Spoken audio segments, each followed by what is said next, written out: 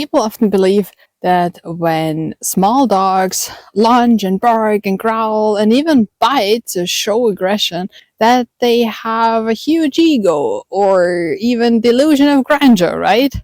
But that's not even close to the truth. So today we're going to talk about why small dogs show aggression, how we can help them when they're already in it, or prevent it before it's happening. So let's start with why aggression happens in the first place. When we see aggression, we're dealing with emotions, and the emotions behind aggression are fear or frustration. And you might not be able to see both of them because, of course, in the display itself, we see the rage. Because fear and frustration turn into rage whenever they build up and do not have an outlet or a solution or whatever. So a situation does not resolve itself. And for small dogs, there are actually a number of situations where they feel fear or frustration, and those situations happen more frequently than for larger dogs or are even unique to small dogs. So let's see what situations we have with small dogs, right? And don't get me wrong, whenever larger dogs get into these situations, they have usually the same emotions. But you will see very quickly why the situations don't happen as often to larger dogs. So small dogs very often are not taken seriously. So they have the same behavior, right? In the beginning, they try to show us that they are uncomfortable with something, right? And they do this the same way a large dog might. So they try to avoid whatever is happening to them. Like they are moving away, they are looking away, they are licking their lips, they are lifting a paw, like whatever. Sometimes we don't see that because we are so far away with our faces that we cannot see that. Or we just don't realize what's happening, like we don't realize it with larger dogs. But the next thing many dogs do is they give us warnings. Like they are snarling, they are growling, they are air snapping. And this is something that is most often taken very seriously with a large dog, not so much with a small dog. So there are a variety of videos in the internet where people make fun of small dogs trying to bite a hand that is teasing them or even hurting them, right? So this is considered funny. Of course, the only thing the small dog can do when warnings don't work is become more and more and more obvious with those warnings. And that's when we see aggression happening, right? Because yes, moving away would be another solution, but very often in these situations, the small dog cannot move away because he's held or cornered or whatever. So we as humans overwhelm the dog because we're not taking the dog seriously. And we are often doing something to the dog without asking. So, for example, we want to move our dog, right? Because we are doing something and the dog is in the way and, well, we have a small dog here. So what are we doing with a small dog? Well, let's just take him and put him somewhere else.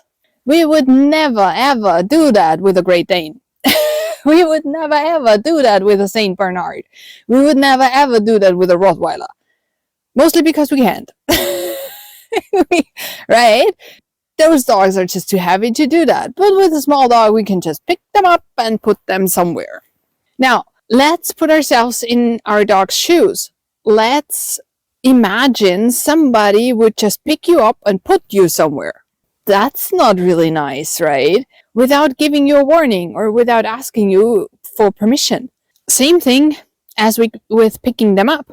So let's say our small dog is like next to me and sniffing somewhere and I want to continue with my walk, right?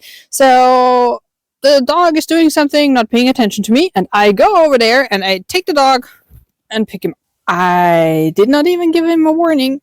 And this is not over-exaggerating anything. This is something we see every single day on our walks. This is what's happening to our small dogs. And movement impairments, so restricting the movement, is something that is highly, highly frustrating. And whenever this becomes uncomfortable as well, like sometimes we are not very gentle doing these things, right? And our hands are large and our dogs are small. So maybe we are putting pressure on the dog's belly, or we are just doing something that might not be comfortable for our dogs, that might inflict pain or at least discomfort.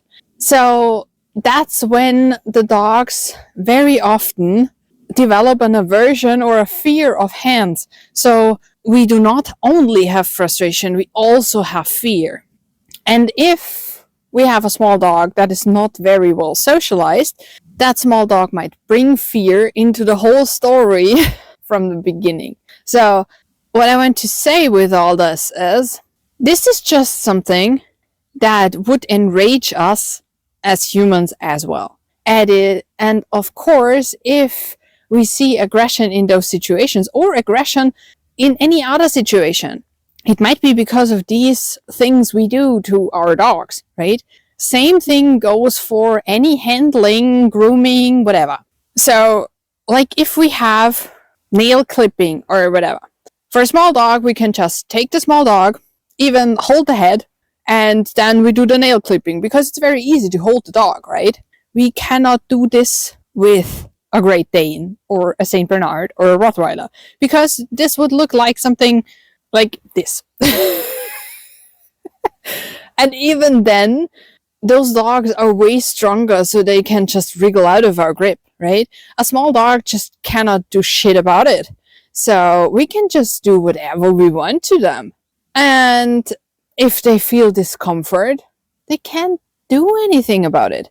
So it's our duty as their guardians to actually take their feelings and their comfort into consideration, right?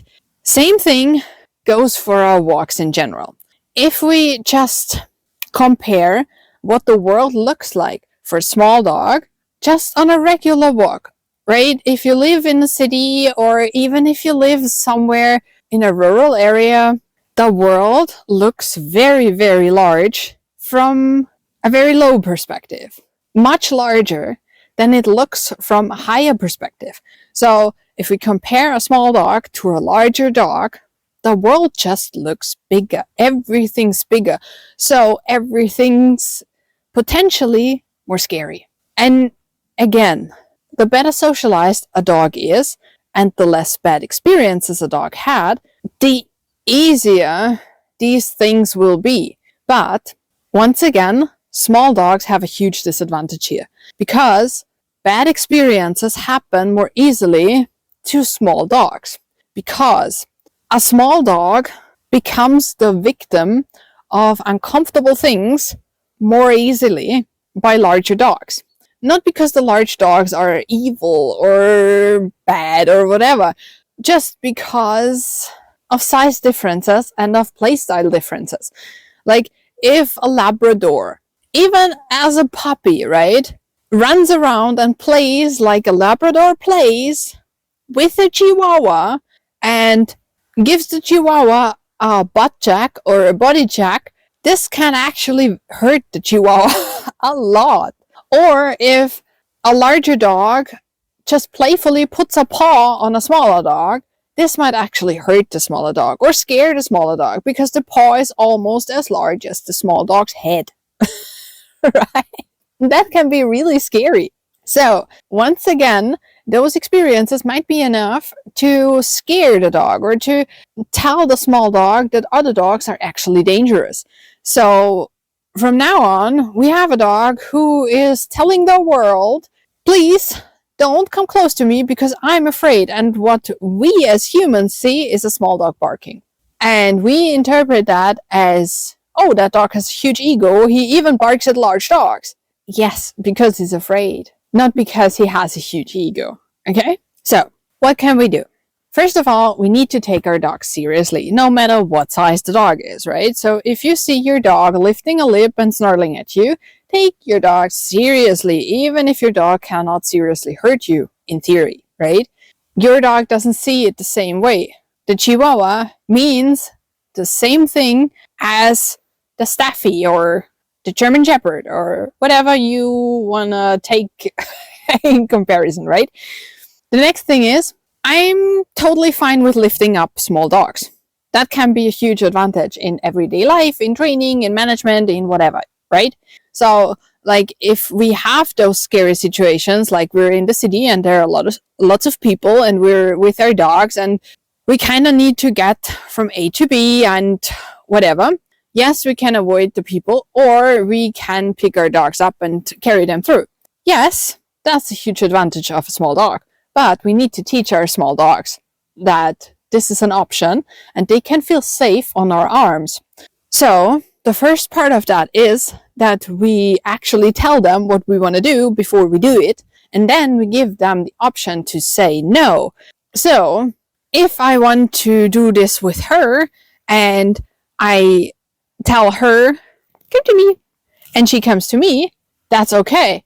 If she were to walk away, that would mean no, and that would for me be a sign to take my hands away. So yes, we need to take our dogs seriously and we need to treat them with respect. So no more picking the dog up and just placing him somewhere because we can. We can also teach the dog to follow our target. So this is not more work for us, right? It's the same hand movement. But it's way easier for the dog.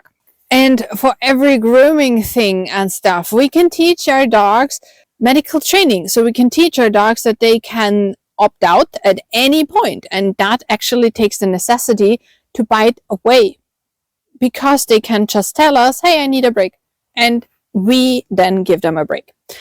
And for reactivity aggression on leash, like against other dogs or people or whatever, it's the same thing. We give them the space they need and we start implementing other strategies that help them feel better. So it's always about changing emotions. It's always about realizing what our dogs are going through, why our dogs are behaving this way, what's the emotion behind it, and then how can we change it? How can we help them? And that is sustainable training, right? And if you want to learn more how about we can actually change reactivity itself, watch this video.